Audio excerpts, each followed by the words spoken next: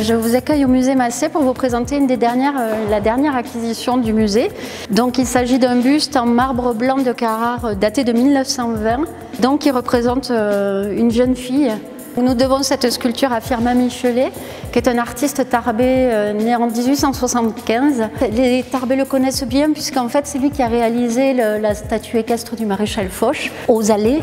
Et il a également réalisé sur les Allées le monument aux morts des enfants morts pour la guerre.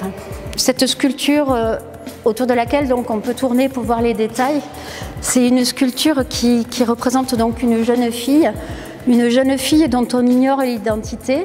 Il y a beaucoup de paix qui se dégage de ce regard et elle a également une magnifique chevelure qui tombe sur le côté droit.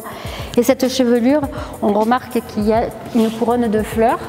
La salle des ventes, lorsque nous avons décidé d'acquérir cette sculpture, portait également la mention selon laquelle il pouvait s'agir d'Ophélie. Ophélie est un personnage de Hamlet, de Shakespeare. Le père d'Ophélie a été assassiné par Hamlet, donc elle est morte de chagrin, très jeune, noyée, et c'est souvent comme ça qu'elle est représentée dans les tableaux. Ici, ce personnage est représenté empreint de beaucoup de paix et très serein.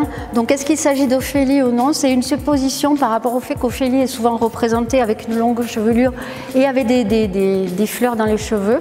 Donc cette sculpture, lorsque nous l'avons acquise, a rejoint le parcours muséographique du musée des Beaux-Arts et en particulier cette partie de salle qui est consacrée justement au portrait de femmes. C'est un très beau buste qu'on est ravis d'avoir pu acquérir, puisqu'en fait ça nous permet de montrer un autre travail que celui qu'on connaissait de Firmin Michelet sur Tarbes. Lorsque les musées auront réouvert, nous serons ravis de vous accueillir et que vous puissiez vous-même vous rendre compte un petit peu de la valeur et de l'intérêt artistique de cette œuvre.